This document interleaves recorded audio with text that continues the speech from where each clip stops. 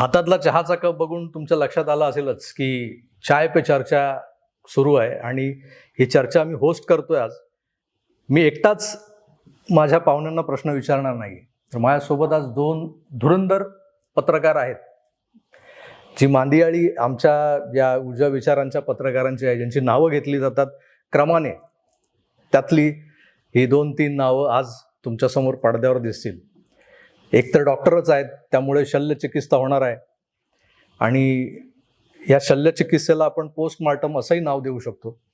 आता नेमकं कशाचं पोस्टमार्टम होणार आहे ही उत्सुकता तुम्हाला लागली असेल. मुंबई महानगरपालिका गेली कित्येक वर्ष एकच पक्ष, एकच नाव, एकच राजघराणं ज्याच्यावर राज करत होतं आणि त्यांनी कशी मुंबई बर्बाद करून सोडली यावर कित्येकदा आसवं ढाळणारी लोकं पाहिली, मोठमोठ्यानं आकांड तांडव करून बोलणारी लोकं पाहिली आणि सरतेशेवटी झालं काय, निवडणुकीचा निकाल लागला आणि भारतीय जनता पक्षाचं सरकार सोबत शिवसेना असलेलं सरकार मुंबई महानगरपालिकेत स्थिरावलं यासाठी की 100 दिवस झालेत आणि दावा आहे पक्षाचा की हे सुशासन आणि प्रशासन हातात हात घालून चाललंय पुढे. तर नेमकं हे सगळं कसं चाललंय याचं पोस्टमार्टम जे म्हणालो तेच करायला सुरुवात करूया. सुरुवात डॉक्टरांपासूनच करूया आपण. पण त्याआधी आम्ही प्रश्न कुणाला विचारणार आहोत त्यांची ओळख करून देतो. मुंबई भारतीय जनता पक्षाचे अध्यक्ष आमदार अमित साटम आज आपल्यासोबत आहे. नमस्कार. नमस्कार. चहा घेऊन झालेला आहे आणि या चहानंतरच्या चर्चेत सुरुवात करूया. डॉक्टर उदय निरगुडकर तुम्हाला काही प्रश्न विचारतील, नंतर सुशीलजी विचारतील, मध्ये मध्ये मीही काही प्रश्न विचारणार आहे. एकंदर आपला फोकस जो आहे तो या मुंबई शहराच्या अवतीभोवती फिरणार आहे. हे 100 दिवस आणि तिकडे केंद्रात मोदींच्या एका तपपूर्तीचा कालखंड, या दोन्ही गोष्टींचा आपण मेळ घालण्याचा प्रयत्न करणार आहोत. तर सुरुवात उदयजी करतील. जी नमस्कार. सर्वप्रथम तुमचं स्वागत. ही मुलाखत आपण रेकॉर्ड करतोय त्याला साधारणतः आता 27 मेची दुपार आहे आणि पाऊस तोंडावर आलेला आहे आणि प्रत्येक पावसाळ्यामध्ये प्रत्येक पेपरमध्ये एक हेडलाईन कायम असते आणि ती म्हणजे मुंबईची तुंबई झाली. मुंबईमध्ये पाणी साचतं, नालेसफाईमध्ये भ्रष्टाचार होतो आणि प्रत्येक वेळी नुसते कामाचे दिवस बुडत नाहीत तर याच्यात बहुमूल्य जीव देखील गमावतात. लेप्टोस्पायरोसिस सारखे रोग पसरतात. यावेळी 100 दिवस तुमच्या कारकिर्दीला आता महानगरपालिकेत पूर्ण होत आहेत पक्षाच्या. वेगळं काय आमच्या नशिबी असणार आहे? मुंबईकरांना पुन्हा तशीच मुंबईची तुंबई असणार आहे का आणखीन काही वेगळं? बेसिकली मुंबईची तुंबई होण्याची अनेक कारणं आहेत. त्यातलं एक कारण फक्त नालेसफाई आहे. मुंबई शहराची टोपोग्राफी ज्या प्रकारे आहे, मुंबई शहरामध्ये ब्रिमस्टोवॅट 2ची कामं ज्या प्रकारे काही कामं अजून अपूर्ण राहिलेली आहेत आणि त्यामुळे मुंबईची 100% तुंबई होण्यापासून वाचवण्याकरता एक कॉम्प्रिहेन्सिव्ह अशा प्रकारच्या प्लॅनिंगची आवश्यकता होती, जे प्लॅनिंग आजपर्यंत कधी झालं नाही. आता केंद्र शासनाने 2 शहरांची निवड केलेली आहे, ज्या 2 शहरांना पूर्णपणे फ्लड पासून रोखणे हे त्याच्या मागचं उद्देश. त्यामध्ये मुंबईचं चयन त्यांनी केलंय. IIT बॉम्बे आणि मुंबई महानगरपालिका यांनी एक संयुक्त एक अशा प्रकारचा कॉम्प्रिहेन्सिव्ह रिपोर्ट तयार केलेला आहे, जो केंद्र सरकारला प्रेझेंट झालेला आहे. केंद्र सरकारचा हिरवा कंदील मिळाल्याच्या नंतर तो इम्प्लिमेंट आणि एक्झिक्यूट होणार आहे. केंद्र सरकार याकरता, कारण या संपूर्ण रिपोर्ट मधल्या प्रत्येक प्रोजेक्ट करता केंद्र शासन निधी त्यांच्या ह्याच्यातनं निधी देणार आहे. मुंबई महानगरपालिकेचा निधी खर्च होणार नाहीये. त्यातलं दुसरं कारण आहे की नालेसफाई व्यवस्थितरित्या होत नाही, नाल्यातला गाळा व्यवस्थितरित्या काढला जात नाही. खरं तर मुंबई महानगरपालिकेच्या फंक्शनिंगमध्ये एका गोष्टीची कमतरता होती आणि मुंबई महानगरपालिकेशी संबंधित जेवढे मुद्दे आहेत त्या सर्व मुद्द्यांचं कारणच हे आहे की त्या गोष्टीची कमतरता होती. ती गोष्ट कुठली तर इंटेंट जे आहे किंवा उद्देश जे आहे ते लॅकिंग होतं. इंटेंटवरनं ट्रान्सपरन्सी, पारदर्शकता आणि पारदर्शकतेतून प्रशासन किंवा गव्हर्नन्स असा तो प्रवास आहे. त्यामुळे ट्रान्सपरन्सी आणि गव्हर्नन्सचा जो स्टार्टिंग पॉइंट आहे तो इंटेंट आहे. 25 वर्ष मुंबईच्या महानगरपालिकेमध्ये तो इंटेंट हा मिसिंग होता. आतापर्यंत तुम्ही म्हणतात की कामं अपूर्ण राहिली आहेत त्यामुळे मुंबईची तुंबई होत होती. कामं अपूर्ण पण बिलं मात्र पूर्ण गेलेली आहेत. हे काय गोड बंगाल आहे? नाही, यामध्ये असं आहे की मोठ्या प्रमाणावरती नालेसफाईमध्ये, मिठी नदीच्या डिसिल्टिंगमध्ये हा भ्रष्टाचार झालेला आहे. त्यामध्ये अनेक लोकांना अटक सुद्धा झालेली आहे. आणि त्यामुळे आज जर तुम्ही ह्या घटकेला बघाल की मिठी नदीचा टार्गेटेड गाळ हा गेल्या वर्षीच्या टार्गेटेड गाळपेक्षा 40% कमी आहे. त्याचं कारण सांगतो तुम्हाला. या वर्षी 60% गाळ हा टार्गेटेड आहे. याचा अर्थ हा होतो की उर्वरित जो 40% गाळ होता तो फक्त पेपरवरचा होता, बिलांसाठी होता. आणि त्यामुळे आता सर्वात महत्वाची गोष्ट मुंबई महानगरपालिकेच्या फंक्शनिंगमध्ये जी आम्ही आणली आहे ती इंटेंट. आणि इंटेंटवरनं पारदर्शकता आणि पारदर्शकतेतून सुशासन म्हणजे गव्हर्नन्स. आणि त्यामुळे इंटेंट हे आहे आमचं चांगलं काम करण्याचं, भ्रष्टाचार विरहित प्रशासन देण्याचं, सुशासन देण्याचं. याची झलक आम्ही पहिल्या 3 महिन्यामध्येच दाखवलेली आहे. इंटेंटवर आपण बोलतोय म्हणून विचारतो मी की तुम्ही जे इंटेंट सारखं म्हणताय आणि एक मागच्या 2.5 वर्षामध्ये तुम्ही उद्धव ठाकरेंच्या वरती एक आरोप करत होते की ते स्थगिती बहाद्दर उद्धव ठाकरे आहेत. म्हणजे वाटेल त्याला स्थगिती देणे, मेट्रोच्या कामाला स्थगिती, रस्त्याच्या कामाला स्थगिती, प्रत्येक कामाला स्थगिती देणारे उद्धव ठाकरे होते. त्यांच्यावर स्थगितीचा आरोप करून तुम्ही आता मनपाच्या कितीतरी कंत्राटांना स्थगिती दिली आहे, कितीतरी कंत्राटं थांबवली आहेत. ते मुंबईचे विकास काम करणारी कंत्राटं होती म्हणून थांबवली आहेत, कारण आकडा कोट्यवधींच्या कंत्राटांच्या कामाचा आहे. अशी तुम्ही जर स्थगिती देणार असाल तर तुम्ही स्थगिती बहादरच आहेत ना. नाही, आम्ही गेल्या 100 दिवसांमध्ये मुंबईकरांचे 1280 कोटी रुपये वाचवले. होय, आम्ही स्थगिती दिली किंवा आम्ही ती टेंडर कॅन्सल केली. उदाहरण सांगतो, 490 कोटी रुपयाचं झूचं टेंडर होतं. त्याच्यामध्ये अशी कंडिशन टाकण्यात आली होती की मुंबई शहरामध्ये झू करण्याकरता मुंबईमध्ये फ्लायओव्हर बांधणं हे आवश्यक आहे. तर झू आणि फ्लायओव्हर याचा संबंध काय बाबा? तर कुठल्या तरी विशिष्ट प्रकारच्या कॉन्ट्रॅक्टरला क्वालिफाय करण्याकरता ती कंडिशन टाकण्यात आली होती. म्हणजे ते टेंडर रिग्ड होतं. म्हणून 490 कोटी रुपयाचं झूचं टेंडर आम्ही कॅन्सल केलं. प्रशासनाला पुन्हा नव्यानं ते टेंडर तयार करण्यासाठी सांगितलं. एक टेंडर असं होतं जे रेलिंग लावायचं. मुंबई शहरामध्ये बोलार्ड आणि रेलिंग लावण्यासाठी 384 कोटी रुपये खर्च करणार होते. असे 384 कोटी रुपयाचे कुठले रेलिंग आणि कुठले बोलार्ड हे लावणार आहेत हा प्रश्न आम्हाला पडला. त्यामुळे ते आम्ही रद्द केलं. आम्ही पत्र दिल्याच्या 2 तासामध्ये ते रद्द करण्यात आलं. त्यानंतर थर्मोस्टॅटिक पेंटचं 150 कोटी रुपयाचं टेंडर होतं. आता ज्या वेळेला आपण रस्ते बनवतो त्याच वेळेला पेंट मारायचं असतं.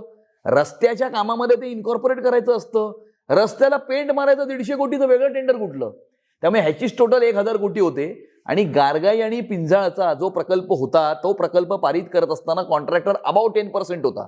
आम्ही ते निगोशिएट करून 1.94 अबावला ते आम्ही क्लोज केलं. त्याच्यात 280 कोटी रुपये मुंबईकरांचे आम्ही वाचवले. त्यामुळे आम्ही चुकीच्या किंवा अननेसेसरी म्हणजे अनावश्यक अशा प्रकारच्या रिग्ड टेंडर्सला आम्ही स्थगिती दिली. आम्ही ते बंद केलं, आम्ही ते कॅन्सल केलं. आणि नव्यानं त्या ठिकाणी जे आवश्यक आहे मुंबईकरांकरता, मुंबईकरांचा पैसा वाया न घालवता जी कामं आवश्यक आहेत तेवढीच कामं करण्याचे निर्देश हे प्रशासनाला दिलेले आहेत. आता एक सर्वात महत्वाचं काम आहे आणि ते म्हणजे प्रत्येक पावसाळ्यात असं आश्वासन दिलं जातं याच्या आधी की मुंबई ही खड्डेमुक्त होणार आहे. परंतु आम्हाला मुंबईमध्ये खड्डा नाही असा रस्ता दिसत नाही अशी परिस्थिती आहे. यावर्षी तरी किमान आपल्याला पावसाळ्यामध्ये खड्डे न पडता प्रवास करता येईल असं आश्वासन तुम्ही देताय? मी नक्कीच तुम्हाला हे आश्वासन देऊ शकतो की दरवर्षी ज्या प्रकारे मुंबई शहराच्या रस्त्याला खड्डे पडतात किंवा चाळण होते अशा प्रकारची परिस्थिती ही निर्माण होणार नाही. पण काही रस्ते, फॉर एक्झाम्पल मुंबई शहराच्या रस्त्याची लेंथ ही 2050 किलोमीटर आहे. त्यामधले 1200 किलोमीटरचे रस्ते हे ऑलरेडी सीसी झाले होते 2022 पर्यंत. 2022च्या नंतर आम्ही साधारणतः 700 किलोमीटरच्या रस्त्याचं कॉन्क्रिटीकरण हे कामाला सुरुवात केली. हे अजूनही चालू आहे. पुढच्या मे मध्ये म्हणजे मे 2027 पर्यंत या संपूर्ण 700 किलोमीटरच्या कॉन्क्रिटीकरण हे पूर्ण होईल. म्हणजे मे 2027 मध्ये 2050 पैकी 1900 किलोमीटरचे रस्ते मुंबई शहरातले सीसी झालेले असतील. आणि त्यामुळे पूर्णपणे सीसी करण्याच्या ह्याच्यावरती आमचं भर आहे. आणि तुम्ही हे बघाल की दरवर्षी मुंबई शहरामध्ये ज्या वेळेला दर पावसाळ्यात पॉटहोलसाठी टेंडर काढते कॉर्पोरेशन, दरवर्षी खड्ड्याचं टेंडर कॉर्पोरेशनचं 100 कोटीचं असतं. यावर्षी फक्त 45 कोटीचंच टेंडर हे मुंबई महानगरपालिकेने काढलेलं आहे. याचाच अर्थ हा होतो की आता मुंबई महानगरपालिकेला पॉटहोलसाठी तेवढा निधी खर्च करावा लागत नाही, कारण मुंबईतले मेजॉरिटरी रस्ते ही सीसी झालेले आहेत. आणि याचं प्रत्यय जे आहे ते तुम्हाला दिसेलच. परंतु जे रस्ते अजूनपर्यंत केलेले नाही आहेत किंवा जुने आहेत त्यामध्ये कदाचित काही आपल्याला अशा परिस्थितीला सामना करावा लागेल, पण त्याच्याकरता 45 कोटीचं वॉटरचं टेंडर काढलं. तिसरा महत्वाचा पावसाळ्यामधली हेडलाईन असते ती म्हणजे जोराचा पाऊस झाला, इमारत खचली, इमारत पडली, जीर्ण झालेली इमारत होती आणि त्याच्यात नागरिकांचा मृत्यू झाला. या सगळ्याला शेवटी जबाबदार कोण असतं? तर एकमेकांवर आरोप ढकलून गेलेल्या माणसांचे जीव परत येत नसतात.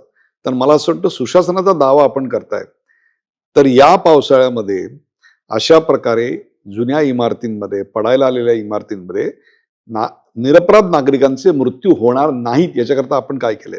हे प्रशासनाला C1 नोटीस दिलेल्या सर्व इमारती म्हणजे डिलॅपिडेटेडची नोटीस दिलेल्या सर्व इमारती इव्हॅक्युएट करण्याकरता सांगितलेले आहेत. दर पावसाच्या आधी प्रशासन C1च्या नोटीस दिलेल्या किती इमारती आहेत याचं इव्हॅक्युएशन जे असतं ते दरवर्षी ते करतच असतात. त्यामुळे यावर्षीही अगदी कटाक्षाने याचं पालन करून C1च्या नोटीस दिलेल्या जेवढ्या इमारती असतील त्या सर्वच्या सर्व इमारती इव्हॅक्युएट करा अशा प्रकारचे सक्त आदेश हे प्रशासनाला या संदर्भामध्ये दिलेले आहेत. एकंदर आता या सगळ्या आपल्या चर्चेचा जो रोख आहे ना, तो तुमच्या एकूण प्रशासनातला ज्याला आपण पारदर्शकता म्हणतो, त्या पारदर्शकता आणण्यासाठी तुम्ही मागे एकदा म्हणाला होतात की स्टँडिंगमधलं अंडरस्टँडिंग आम्ही थांबवलंय. ते नेमकं कसं थांबवलंय तेही तुमच्याकडून जाणून घ्यायचं आहे. दुसरी गोष्ट अशी आहे की ते जे आपल्या सरकारी खरेदी विक्रीसाठी एक पोर्टल आहे, त्याला जेम पोर्टल म्हणतो आपण, त्या जेम पोर्टलचा या सगळ्या टेंडर नोटीस आणि या कंत्राटांमध्ये फार महत्त्वाचा रोल असतो. पण तिकडे बहुतेक यापूर्वी मुंबई महानगरपालिकेनं पालिकेच्या प्रशासनानं दुर्लक्ष केलं होतं. आता तुम्ही त्याकडे कसं बघताय आणि प्रशासनातली पारदर्शकता नेमकी कशी आणताय ते जरा आमच्या प्रेक्षकांना. यामध्ये 3 मुद्दे आहेत. पहिलं म्हणजे मुंबई महानगर एक पायलट प्रोजेक्ट म्हणून मुंबई महानगरपालिका दरवर्षी 27 गोष्टी आपल्या शाळेतल्या मुलांना मोफत देते. त्यावरनं दरवर्षी गदारोळ होतो, भ्रष्टाचाराचे आरोप होतात. एक पायलट प्रोजेक्ट म्हणून यावर्षी त्यांनी टेंडर दरवर्षीसारखं काढलंच होतं, ते आम्ही रद्द करायला लावलं, त्यालाही स्थगिती द्यायला लावली सुशीलजी.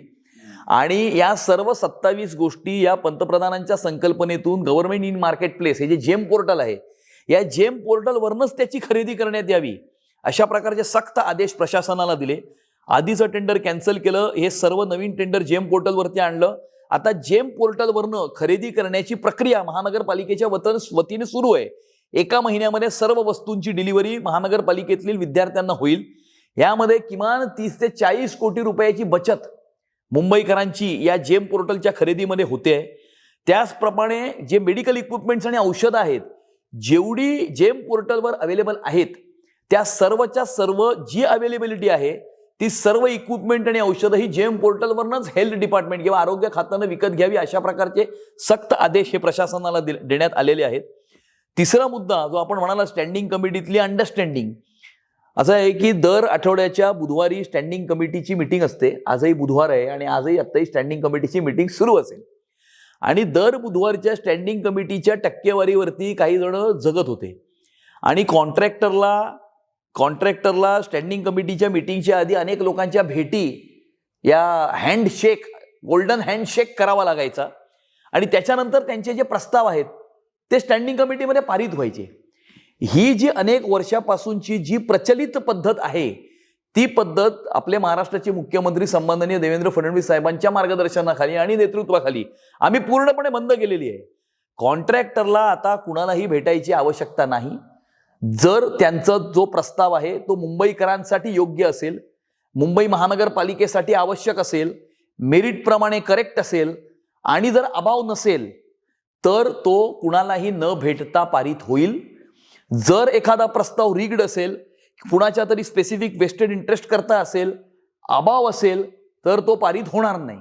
त्यामुळे कुणाला तुम्ही भेटाल म्हणून तुमचा प्रस्ताव पारित होईल किंवा कोणाला भेटलाच नाही म्हणून पारित होणार नाही अशा प्रकारची स्थिती आता मुंबईच्या महानगरपालिकेतल्या स्टँडिंग कमिटीत राहिली नाही. अनेक लोक याच्यामुळे अस्वस्थ झालेले आहेत, परंतु हरकत नाही, मुंबईकरांच्या हितामध्ये हा निर्णय आम्ही घेतलेला आहे. आम्ही जी एक मुद्दा आहे की तुम्ही इकडे पारदर्शकता आणायचा प्रयत्न करताय, पण शेवटी कंत्राटदार तर तेच आहेत, जे काल होते तेच आज कंत्राटदार आहेत. त्यांची वर्षानुवर्षाची एक इकोसिस्टीम आहे, त्यांची एक व्यवस्था आहे, ती व्यवस्था टक्केवारीवर चालू असते. मग अशा काळात त्या कंत्राटदारांच्या या सवयी दुरुस्त कशा करणार, भाग क्रमांक 1. आणि त्यांच्यावर जगणारा अधिकारी वर्ग आहे. मग त्यांचं जे नेक्सस आहे ठीक आहे, पॉलिटिकल कनेक्शन तुम्ही तोडून टाकलं स्टँडिंग मधलं, परंतु अधिकारी आणि कंत्राटदार यांची अभद्र युती कशी तोडणार? नेहमी कुठलीही सिस्टम, मग त्यामध्ये अधिकारी असतील, त्यामध्ये कंत्राटदार असतील, त्यांचा पॉलिटिकल बॉस किंवा पॉलिटिकल पॉवर कोणाच्या हातामध्ये आहे, त्यांचा रोख काय किंवा त्यांची दिशा कुठल्या दिशेला आहे याचा अंदाज घेऊन ते नेहमी वागत असतात. 2014 आणि 2026 मध्ये काय फरक आहे? फरक हाच आहे, ज्या वेळेला पंतप्रधान नरेंद्र मोदीजी झाले त्यावेळेला दिल्लीमध्ये अधिकारी तेच होते, सिस्टीम तीच होती, परंतु सिस्टीम हाकणारा जो पॉलिटिकल लीडर आहे त्याचं इंटेंट हे वेगळं झालं आणि त्याने सिस्टीम वेगळ्या तरीकेने हाताळायला सुरुवात केली किंवा हाकायला सुरुवात केली. Everybody falls in line. त्यामुळे अधिकारी तेच असतील, कंत्राटदार तेच असतील, परंतु एकदा त्यांना कळलं की आता कुठलंही डिमेरिटवरती कुठलीही सिस्टीम चालणार नाही, मेरिटनुसार सिस्टीम चालेल आणि जे योग्य आहे ते हा मेसेज नुसता गेला, तेच अधिकारी, तेच सिस्टम, तेच कंत्राटदार वेगळ्या पद्धतीने काम करायला मग याच सिस्टीम कडून तुम्ही मुंबईतल्या अवैधरित्या घुसलेल्या बांगलादेशी मुसलमानांचा स्पेसिफिक प्रश्न तुम्ही कसा सोडवणार? आणि त्याहीपेक्षा सुद्धा मुंबईला जो झोपडपट्ट्यांचा विळखा पडलेला आहे त्याच्यावर तुमच्याकडे काय योजना आहे? सर्वप्रथम तर बांगलादेशींसाठी विशेष कोम्बिंग ऑपरेशन हे नोव्हेंबर 2024 पासूनच सुरू झालेलं आहे. ज्या ज्या ठिकाणी पोलिसांच्या मतीनं खास करून यामध्ये पोलीस एकदम इंटेन्सिव्ह कोम्बिंग ऑपरेशन्स करतायत. काही स्पेसिफिक प्रोफेशन्स आहेत ज्या प्रोफेशन्समध्ये हे बांगलादेशी काम करतात. एम्ब्रॉयडरी असेल किंवा आपण रस्त्यावरती ज्या वेळेला एखाद्या रस्त्याचं काम चालू असतं तर त्याचा जो JCB ऑपरेटर असतो तो साधारणतः बांगलादेशी असतो. आणि त्यामुळे असे जे काही स्पेसिफिक प्रोफेशन्स आहेत त्या प्रोफेशनमध्ये काम करणाऱ्या लोकांचं कोम्बिंग, त्यांच्या आधार कार्डचं चेकिंग आणि त्यांचे आधार कार्ड पश्चिम बंगालमधल्या त्या विशिष्ट 2 जिल्ह्यातल्या आहेत का, ज्या जिल्ह्यामध्ये मोठ्या प्रमाणावरती बांगलादेशातून इन्फिल्ट्रेशन होतं. मग तिकडचं प्रशासन आधी सिम्पथेटिक असल्यामुळे ते तिकडे आधार कार्ड तयार करतात. त्या आधार कार्डच्या आधारावरती ते मुंबईमध्ये आधार कार्ड तयार करतात. आता सुदैवानं पश्चिम बंगालचं ऍडमिनिस्ट्रेशन हे नॅशनलिस्ट ऍडमिनिस्ट्रेशन आल्यामुळे आता तशा प्रकारचं ते इन्फिल्ट्रेशन चालणार नाही, परंतु आधी इन्फिल्ट्रेट झालेले जे लोक आहेत त्यामुळे एक तर प्रोफेशन वाईज कोम्बिंग, आधार कार्ड किंवा डिस्ट्रिक्ट वाईज कोम्बिंग हे सुरू आहे.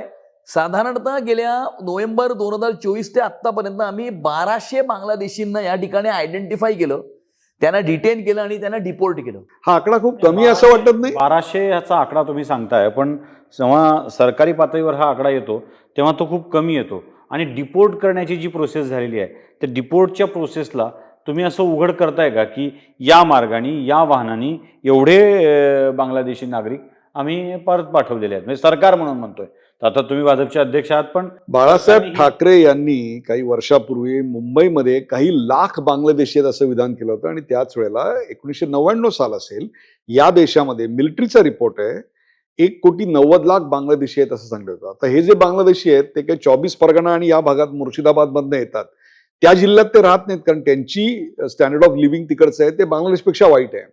ते तिकडून येतात आणि नंतर मग कलकत्ता, दिल्ली, बंगलोर, मुंबई, विशेषतः मुंबईमध्ये, कारण मुंबई रोजगार देते म्हणून इकडे येतात आणि मग इथे व्यवस्थेचे प्रश्न निर्माण होतात. महानगरपालिकेवर खूप मोठा ताण येतो आणि त्याहीपेक्षा सुद्धा अंतर्गत सुरक्षेचे प्रश्न निर्माण होतात. काय उपाय करणार? डिपोर्टच्या बाबतीतही यामध्ये काय आहे की बघा, आपल्या देशामध्ये एक due process of law defined आहे. कुणालाही डिटेन करणं, त्याला अरेस्ट करणं, त्याला डिपोर्ट करणं याकरता ती due process of law he follow करावीच लागते. यामध्ये आम्ही अशी मागणी केलेली आहे की विशेष करून बांगलादेशी नागरिकांना अटक केल्याच्या नंतर त्यांना कोर्टामध्ये प्रोड्यूस करत असताना त्यांच्याकरता विशेष कोर्ट्स हे स्थापन करण्यात यावे, जेणेकरून त्याची जी प्रोसिजर आहे, त्याला जो वेळ लागतो, जी दिरंगाई होते, ती प्रोसिजर होऊ नये. आता ज्युडिशियल स्टाफची कमतरता ह्या सगळ्या गोष्टीला लक्षात घेऊन नक्कीच शासन येणाऱ्या काळामध्ये स्पेसिफिकली अशा ज्युडिशियल सिस्टम्स क्रिएट करतील जेणेकरून त्यांना अटक केल्यानंतर, डिटेन केल्यानंतर त्यांना लवकरात लवकर डिपोर्ट करणे आणि डिपोर्ट केल्याच्या नंतर पुन्हा तो या ठिकाणी येऊ नये याकरता ही व्यवस्था करणे. यामध्ये नक्कीच आम्ही IT आणि AIचाही वापर यामध्ये कसा आपण आणू शकतो आणि कसा याच्यामध्ये करू शकतो आयडेंटिफिकेशन करता, याच्यासाठी पण हा सुद्धा पर्याय त्याच्यामध्ये विचाराधीन आहे. एक सोपा आणि छोटा, आत्ता घाटकोपर मानखुर्द लिंक रोडवरून येताना एका बाजूला सगळी झोपडपट्टी उद्ध्वस्त केलेली जात होती. जशी स्थिती बांद्रा ईस्टची आहे तसं सगळं मोकळं केलं होतं. या सगळ्या उद्ध्वस्त करताना तुमचं ममदानीकरण होऊ देणार नाही, खाण हवाय का, चला मराठी माणूस झालाय, सगळं झालंय. आता या सगळ्या अतिक्रमणांना आणि अवैध वस्त्यांना काढून टाकताना तिथे काही बांगलादेशी खरोखर सापडले आहेत की फक्त बांगलादेशी राहतो त्याचा कांगावा केला आहे? असा काही आकडा अथवा येतोय का समोर की इथे बांगलादेशी विस्थापित येऊन राहत होते आणि त्यांनी तिथे कब्जा केलेला होता, आणि अशा कारवाया अजून काही होणार आहेत का? बघा, मुंबईला स्लम फ्री करण्यासाठी आपण जसं विचारलं तसं आता 6-8 महिन्यापूर्वीच म्हणजे ऑक्टोबर 2025 मध्ये महाराष्ट्र शासनाने एक स्लम क्लस्टरची पॉलिसी आणली आहे. त्या स्लम क्लस्टरच्या पॉलिसीच्या अंतर्गत 50 एकरची जर सलग झोपडपट्टी असेल तर क्लस्टरच्या अंतर्गत ती आपण डेव्हलप करू शकतो आणि त्यामध्ये काही गोष्टी ओव्हररूल करून त्या ठिकाणी कॉन्ट्रॅक्टर अपॉइंट करून आपण ते करू शकतो, ही पॉलिसी आणली आहे. नक्कीच या पॉलिसीचा उपयोग मुंबई शहराला स्लम फ्री करण्यासाठी होईल आणि SRAचा हे उद्देश आहे की पुढच्या 4 वर्षांमध्ये किमान 5 लाख युनिट्स हे झोपडपट्ट्यांचे तयार मुंबई शहरामध्ये झाले पाहिजेत, हे त्याच्या मागचं उद्देश आहे. दुसरा आपला जो प्रश्न आहे, ज्या ठिकाणी डिमॉलिशन होत आहे आणि ज्या ठिकाणी जे इनएलिजिबल झालेले आहेत त्या इनएलिजिबलचं जो बॅकग्राऊंड चेक आहे तो त्याच्यामध्ये करावा लागेल. आता त्यांनी आपले इकडचे डॉक्युमेंट्स दिले असतील एलिजिबिलिटी करता, त्यांनी इकडचा आधार कार्ड दिला असेल, पण तो आधार कार्ड इकडचा आहे, पण तो इकडचा आधार कार्ड कुठल्या आधार कार्डच्या आधारावरती तयार करण्यात आला याचं त्याच्यामध्ये बॅकग्राऊंड चेक करणं आवश्यक आहे. कंबरसम प्रोसेस आहे ती. तरच आपल्याला हे कळेल की या ठिकाणी ज्या झोपडपट्ट्या तोडल्या जात आहेत त्याच्यामध्ये जे इनएलिजिबल आहेत ते इनएलिजिबल बांगलादेशहून आले होते का, या प्रश्नाचं उत्तर त्यांच्या आधीच्या आधार कार्डचा जर अभ्यास केला तरच ते उत्तर आपण देऊ शकतो, अन्यथा ते उत्तर आपण देऊ शकत नाही. कारण इकडे पेपर प्रोड्यूस करताना त्यांनी मुंबईतच आधार कार्ड प्रोड्यूस केलं नाही. काय अमितजी, ह्या ज्या झोपड्या आहेत या झोपड्या ज्या आहेत त्या झोपड्यांमध्ये जे वसलेली लोक आहेत सगळी परप्रांतीय आहेत असं आपण समजून चाललो. आपण आता त्यात बांगलादेशी, रोहिंग्या वगैरे यांच्याकडे न जाता UP बिहार पासून उत्तर भारतातले असंख्य लोक इथे पूर्वापार राहत आहेत. हे लोक राहत आहेत, यांच्यासाठी जेव्हा अशा पद्धतीच्या जेव्हा या तोडक कारवाया होत्या त्यानंतर मग त्यांच्या झोपड्या अधिकृत ठरवल्या जातात, मग त्यांना SRA किंवा इतर कुठल्या तरी PAP मधून म्हणजे प्रकल्प बाधित म्हणून त्यांना घरं मुंबईत दिली जातात. त्यावेळी कुठेतरी एक मराठी माणूस म्हणून मला दुःख होतं वैयक्तिकरित्या की मी मुंबईत घर घेण्यासाठी 1 करोड, 1.5 करोड, 2 करोडचं जुगाड करताना मला जो त्रास होतोय किंवा जेवढं कर्ज माझ्या डोक्यावर उभं राहतंय आणि मग दर महिन्याला त्या EMIचा जो काही फेरा माझ्या मागे लागतोय, त्या तुलनेत ही लोक जे बाहेरून आलेले आहेत आणि त्यांना अशा पद्धतीनं प्रशासन जर वागवत असेल की निव्वळ तुम्ही आलात, तुमची झोपडपट्टी होती, तोडली आणि त्याच्या बदल्यात आता मग तुमची कागदपत्र तपासून तुम्हाला आम्ही घराच्या बदल्यात घर देतोय, या पॉलिसीत काही बदल करता येऊ शकतो का, हा एक माझा प्रश्न आहे. या शहराचा जो चेहरा आहे मूळचा, जो तुम्ही फार आग्रही भूमिकेने मांडला होता निवडणुकीपूर्वी की ममदानीकरण होऊ द्यायचं नाही, म्हणजे काय करायचं की याची मराठी तोंडवळा आहे जो तो कायम ठेवायचा मुंबईचा. मग आता मराठी तोंडवळा शिल्लक राहील का? मुंबईमध्ये साधारणतः 50% मुंबईकर हे झोपडपट्टीत राहतात. आता 50% जे झोपडपट्टीत राहतात त्याच्यामध्ये सर्व आहेत, त्याच्यात मराठी आहेत आणि त्याच्यात अमराठी आहेत. आपल्याकडे SRAच्या पॉलिसीच्या अंतर्गत काही नियम आहेत. 2000ची डेटम लाईन आहे, ती नंतर आपण 2011 केलेली आहे आणि 2011 म्हणजे आजपासून 15 वर्षापूर्वी आणि साधारणतः 15 वर्षाचा जर कोणाचं कुठल्या एका ठिकाणी वास्तव्य असलं तर त्याला डॉमिसाईल सर्टिफिकेट हे त्या राज्यामध्ये दिलं जातं आणि त्यामुळे 2011 पर्यंत जे स्ट्रक्चर्स आहेत त्या स्ट्रक्चर होल्डरला SRA किंवा महानगरपालिका ही ग्राह्य धरते, ही एलिजिबल ठरवते. ती एलिजिबल ठरवत असताना त्याची जात किंवा त्याचा धर्म किंवा त्याची भाषा हे बघितलं जात नाही आणि त्यामध्ये मुंबई शहरामध्ये साधारणतः आजही 35, 36 किंवा 37% मराठी पॉप्युलेशन आहे आणि मुंबई शहरामध्ये एका सिंगल भाषेचा बोलणारा सगळ्यात मोठा पॉप्युलेशन हे मराठीच आहे, कारण 100 मध्ये 37 मराठी आहेत आणि त्यामुळे झोपडपट्ट्यांचं पुनर्वसन होत असताना ज्या लोकांना घरं मिळत असतात त्यामध्ये मराठी माणूसही मोठ्या प्रमाणावरती 1970च्या दशकामध्ये ज्या वेळेला दुष्काळ पडला होता महाराष्ट्रामध्ये, तेव्हा महाराष्ट्राच्या कानाकोपऱ्यातून तिकडनं अनेक लोक रोजगारासाठी मुंबईत आले होते. जिथे जागा मिळेल तिथे त्या ठिकाणी त्यांनी घरं बांधली होती. त्यामुळे मोठ्या प्रमाणावरती कोकणातनं रोजगारासाठी आपला चाकरमानी मोठ्या प्रमाणावरती भांडूप, विक्रोळी, जोगेश्वरी पूर्व, दिंडोशी, अंधेरी पूर्व या सगळ्या भागांमध्ये आपला कोकणी माणूस सुद्धा राहतो. आणि त्यामुळे झोपडपट्टीचं पुनर्वसन होत असताना ज्या वेळेला अधिकृत घरं दिली जातात त्यामध्ये मोठ्या प्रमाणावरती मराठी माणसालाही त्यामध्ये घरं मिळतात. हा पहिला मुद्दा झाला. दुसरा मुद्दा, मला असं वाटतं की आत्तापर्यंत फक्त मराठी माणसाच्या नावावरती राजकारण झालं. मी बीडीडी चाळीचं तुम्हाला सगळ्यात मोठं उदाहरण आहे. बीडीडी चाळी या गेल्या 102-103 वर्षापासून बीडीडी चाळी वरळी आणि त्या मध्य मुंबईच्या भागामध्ये आहेत. परंतु खऱ्या अर्थानं त्या बीडीडी चाळीत राहणाऱ्या 160 फुटाच्या खोलीमध्ये राहणाऱ्या मराठी माणसाला 500 फुटाचं घर तर भारतीय जनता पार्टीच्या सरकारने दिलं. त्यामुळे आज ज्या काही बीडीडी चाळीमध्ये बिल्डिंग उभा राहिल्या आहेत आणि आपण ज्या मला वाटतं 1000, 1200, 2000 लोकांना चाव्या दिल्या आहेत त्यामध्ये 80% मराठी माणूसच आहे. त्यामुळे या सरकारच्या योजना, म्हाडाचं डेव्हलपमेंट असेल, बीडीडी चाळीचं डेव्हलपमेंट असेल, याचा सगळ्यात जास्त उपयोग हा मराठी माणसाला होतोय. फरक एवढाच आहे की 25 वर्षामध्ये फक्त मराठी माणसाच्या नावाने राजकारण करण्यात आलं. निवडणुकीच्या आधी मराठी खतरे में अशा प्रकारच्या घोषणा देण्यात आल्या, पण नंतर मराठी माणसासाठी कोणी काही केलं नाही. आम्ही निवडणुका डोळ्यासमोर ठेवून मराठी माणसासाठी काम करत नाहीये. आम्हाला मराठी माणसानं निवडून दिलंय आणि त्याच्यासाठी आमचं हे कर्तव्य आहे म्हणून आम्ही मराठी माणसासाठी काम करतोय. हा काही लोकांमधला आणि आमच्यातला फरक. मराठीचा एक मुद्दा आणखीन असा आलेला आहे की 15 ऑगस्ट नंतर ज्या रिक्षा, टॅक्सी वगैरे आहेत त्यांचे जे सर्व चालक आहेत त्यांना मराठी अनिवार्य करण्यात आलेली आहे. त्यांना मराठी जर बोलता आलं नाही तर त्यांची लायसन्सेस सुद्धा रद्द करण्यापर्यंतची भाषा करण्यात आलेली आहे. यावर आपल्या शासनाची काय भूमिका असणार आहे? मला असं वाटतं की यामध्ये आता शासन एक मराठीचं speaking English, practical Marathi, speaking मराठीचा एक अभ्यासक्रम हा क्रिएट करतायत. या सर्व रिक्षा आणि टॅक्सी चालकांना तो अभ्यासक्रम घ्यावा लागेल, त्याच्यामध्ये पास व्हावं लागेल आणि त्याच्यानंतर ते स्पीकिंग मराठीमध्ये त्याच्यामध्ये एलिजिबल ठरले तर दे कॅन कंटिन्यू. कारण आपली ही भूमिका आहे की महाराष्ट्रामध्ये राहणाऱ्या किंवा या मुंबई शहरामध्ये राहणाऱ्या प्रत्येक व्यक्तीला मराठी आलीच पाहिजे, मराठी बोललीच पाहिजे. आणि या मुंबई शहरामध्ये मग जे कोणी राहतात, मग ते देशातल्या कुठल्याही कानाकोपऱ्यातून आले असतील, कुठल्याही प्रांतातून आले असतील, पण ते जर मराठी भाषा बोलतात आणि मराठीचा सन्मान करतात तर ते सर्व मराठीच आहेत अशी आमची भूमिका आहे. जोडून एक प्रश्न आहे आणि तो म्हणजे आता उत्तर प्रदेश आणि पश्चिम बंगालमध्ये अशी एक अंमलबजावणी तीव्रतेने करण्यात आली आणि ती म्हणजे रस्त्यावर कोणत्याही प्रकारे नमाज पडू दिला जाणार नाही, असा सुप्रीम कोर्टाने निकाल दिलेला आहे.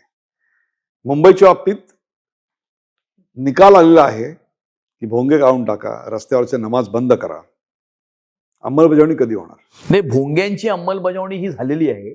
नोव्हेंबर 2024च्या नंतर मुंबई शहराला खऱ्या अर्थानं भोंगामुक्त हे करण्यात आलेलं आहे. काही तुरळक भागांमध्ये चालू असतील, पण तिकडे तक्रार केल्यानंतर पोलीस जे आहेत ते त्वरित त्याच्यामध्ये कारवाई करतात.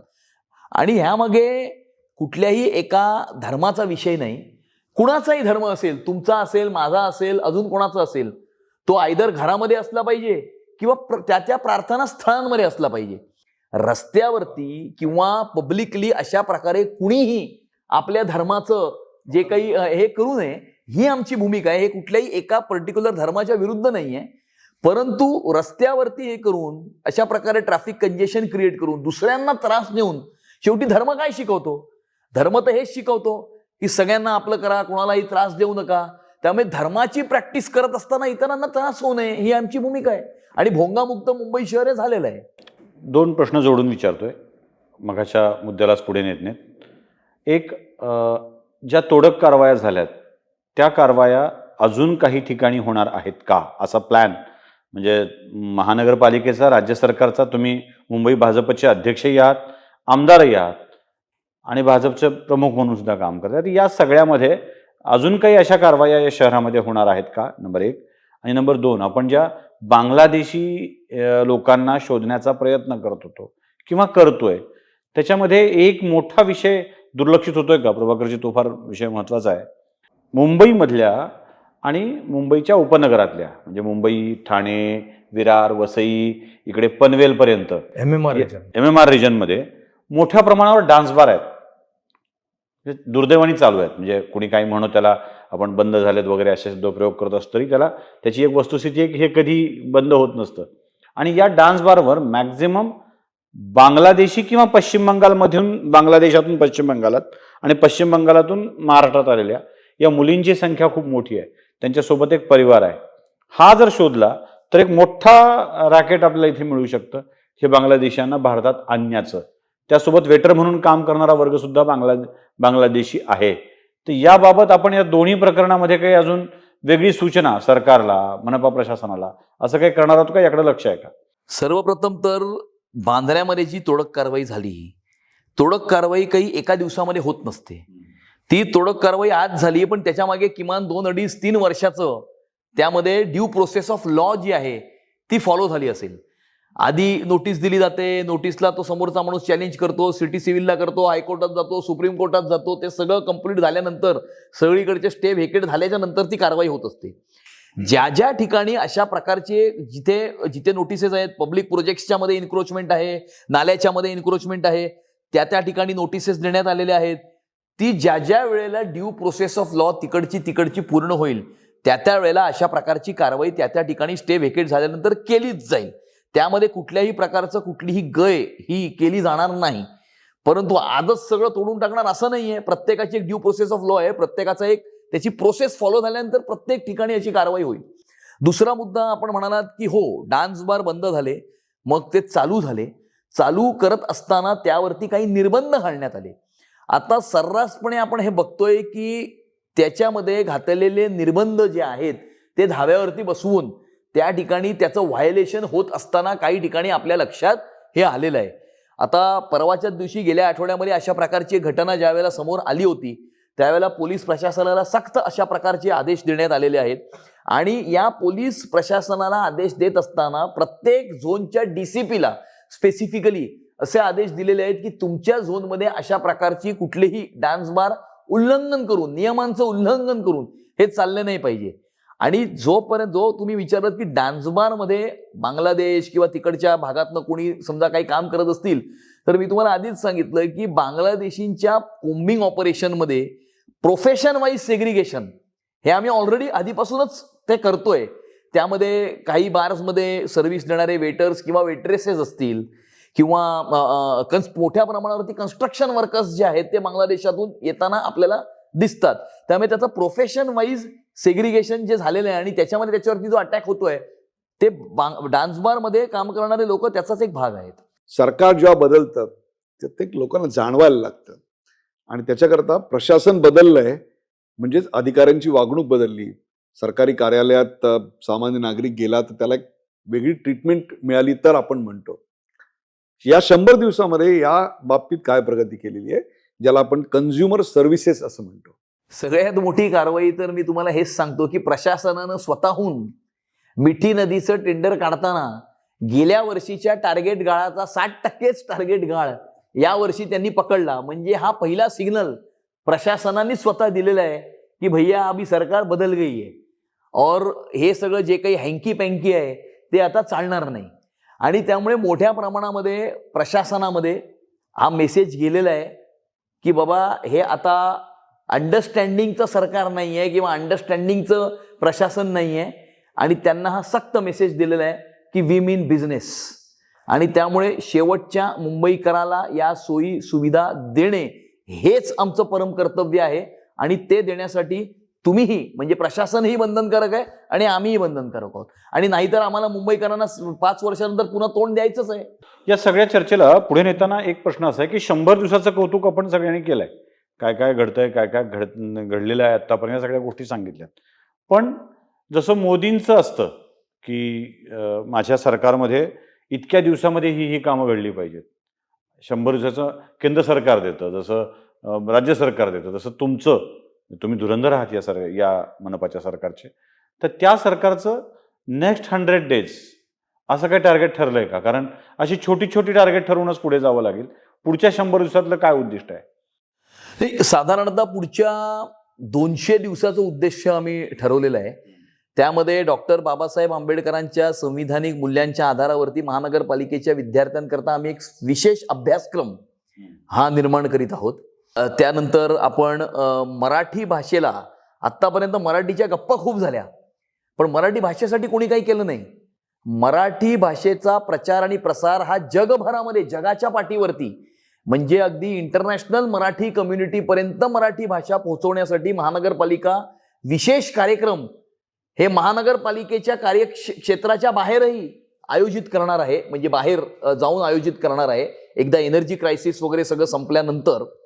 आणि पार्टिसिपेट मुंबई नावाचं एक पोर्टल महानगरपालिका निर्माण करत आहे, ज्यामध्ये मुंबई शहरामध्ये अनेक दानशूर व्यक्ती आणि संस्था आहेत ज्यांना मुंबईसाठी काहीतरी करायचं आहे, पण त्यांना हे माहीतच नाही की ही रिक्वायरमेंट इकडे आहे, ह्या हॉस्पिटलमध्ये फिल्ट्रेशन प्लांट पाहिजे, या शाळेमध्ये स्क्रीन पाहिजे, माहीतच नाही. त्यामुळे मुंबई महानगरपालिकेच्या सगळ्या रिक्वायरमेंट ह्या एका पोर्टलवरती आणायच्या. त्या रिक्वायरमेंट 15 दिवसाकरता त्या पोर्टलवरती असतील. ज्यांना ते डोनेट करावं असं वाटतं ते डोनेट करतील, आणि 15 दिवसापर्यंत जर त्याच्याकरता कोणी डोनर आला नाही तरच ते सेंट्रल परचेस डिपार्टमेंटमध्ये टेंडर करता जाईल. असं पार्टिसिपेट मुंबई नावाचं पोर्टल.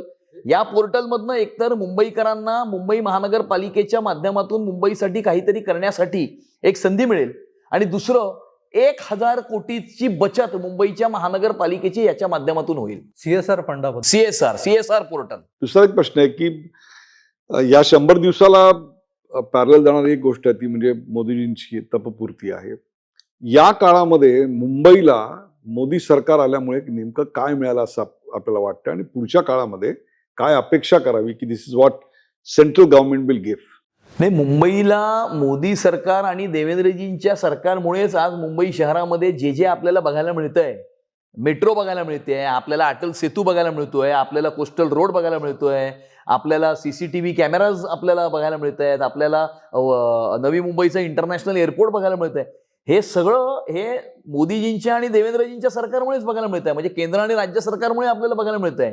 मुंबई महानगरपालिकेमुळे काय बघायला मिळत आहे? आणि त्यामुळे मोदीजींचे व्हिजन आणि देवेंद्रजींचे मार्गदर्शन याच्यातून भविष्यामध्ये अशाच प्रकारचं काम हे मुंबईच्या महानगरपालिकेच्या माध्यमातून मुंबईकरांना अनुभव याचा मिळावा, हे आमचं उद्देश आहे. आणि नक्कीच गेल्या 12 वर्षामध्ये ज्या प्रकारे मोदीजींनी या देशाचं नाव, लौकिक गौरव हा जगभरामध्ये वाढवण्याचं काम केलंय, the value of an Indian passport has multiplied exponentially in the last 12 years. म्हणजे भारत आणि भारतवासीचा मान, सन्मान आणि इज्जत ही संपूर्ण जगभरामध्ये वाढवण्याचं काम हे मोदीजींनी केलंय. त्यामुळे आमचं इन्स्पिरेशनच मोदीजी आहेत, आमचे मार्गदर्शक देवेंद्रजी आहेत. या दोघांकडनं इन्स्पिरेशन आणि मार्गदर्शन घेऊन नक्कीच मुंबई महानगरपालिकेच्या माध्यमातून मुंबईकरांसाठी काहीतरी चांगला देण्याचा आमचा प्रयत्न आहे. भ्रष्टाचार विरहित अशा सुशासनाचे 100 दिवस जे आज झालेत ते कुठेतरी इंटरलिंक होते की मोदींच्या एका तपाच्या पूर्तीनंतर त्यांनी ज्या काही योजना सुरू केल्या होत्या त्या अगदी हळूहळू होत का होईना आपल्याकडे झिरपल्यात, आणि त्याची फलश्रुती म्हणून मुंबई महानगरपालिकेत भारतीय जनता पक्षाचं सरकार आलंय. ते प्रशासन, सुशासन हे भ्रष्टाचार विरहित करण्याचा प्रयत्न करत आहे. आणि या 100 दिवसांचा एक अशा चर्चेतून आढावा घेण्याचा, किंवा काय सुरुवात झाली आहे नेमकी या प्रशासनाच्या एका वेगळ्या बदलाला जी सुरुवात झाली आपण जे म्हणत होतो ती नेमकी कशी असेल किंवा काय झालंय, असे काही मूलभूत प्रश्न घेऊन आज आपल्यासोबत सुशील कुलकर्णीजी होते, डॉक्टर उदय निरगुडकर होते सोबत, मीही काही प्रश्न विचारले आणि आपणही त्याला अगदी समर्पक आणि समाधानकारक अशी उत्तरं दिलेली आहेत. मला वाटतं ही जी चर्चा आहे ही जी काही मुंबईपुरती मर्यादित होती ती आता आपण या नोटवर थांबूया. पुन्हा भेटूच. तोवर आपली काळजी घ्या आणि पाहत राहा आपलं आवडतं यूट्यूब चॅनल आकार DG9. धन्यवाद सुशीलजी, धन्यवाद उदयजी, धन्यवाद. धर्म जागृतीचा विधान